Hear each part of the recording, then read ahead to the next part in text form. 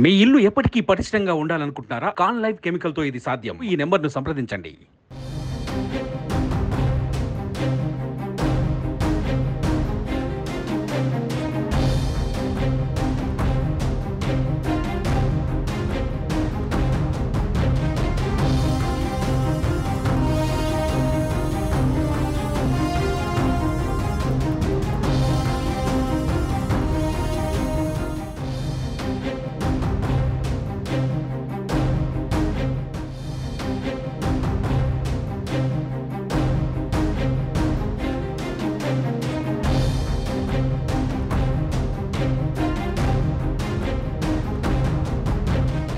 ఏపీలో సార్వత్రిక ఎన్నికలు రసవత్తరంగా సాగుతున్నాయి. కూటమిలో భాగంగా జనసేన ఇప్పటివరకు 19 అసెంబ్లీ స్థానాలకు అభ్యర్థులను ప్రకటించగా 2 సీట్లు పెండింగ్లో ఉన్నాయి. అవనిగడ్డ, పాలకొండ సీట్లపై కసరత్తు కొనసాగుతుంది. అయితే అవనిగడ్డలో కీలక పరిణామాలు చోటు చేసుకుంటున్నాయి.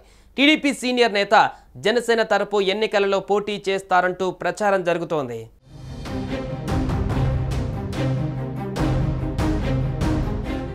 అవనిగడ్డ అసెంబ్లీ స్థానం రేసులో పలువురు పేర్లు వినిపిస్తున్నాయి. అవనిగడ్డ సీటును పొత్తులలో భాగంగా జనసేనకి కేటాయించగా ఆ పార్టీ నుంచి పోటీ చేసేందుకు ప్రముఖ పారిశ్రామికవేత్త విక్కుర్తి శ్రీనివాస్, జనసేన జిల్లా అధ్యక్షుడు బండ్రెడ్డి రామకృష్ణ, మచిలీపట్నం ఆర్కే మెస్ అధినేత బండి రామకృష్ణ, న్యాయవాది మతి వెంకటేశ్వరరావు, సీనియర్ రాజకీయవేత్త బచ్చు వెంకటనాథ్ తదితరులు ప్రయత్నాలు చేస్తున్నారు.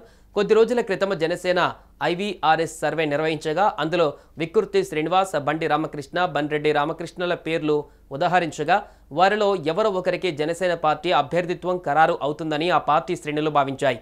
అనూహ్యంగా టీడీపీ నేత మండలి బుద్ధప్రసాద్ పేరు తెరపైకి రావడంతో జనసేన సీటు ఎవరికి ఖరారు అవుతుందోనన్న విషయం ప్రధానంగా చర్చనీయాంశమైంది.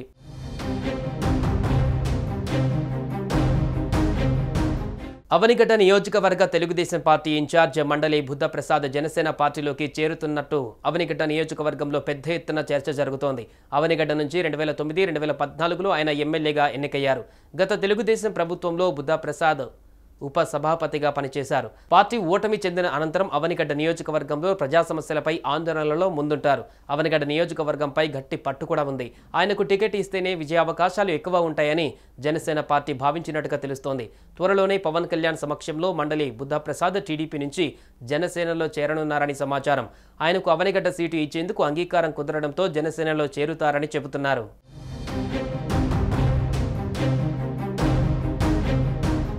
సుమన్ టీవీలో మీ పర్సనల్ అండ్ బిజినెస్ ప్రమోషన్స్ కోసం కింది నెంబర్కి కాంటాక్ట్ చేయండి.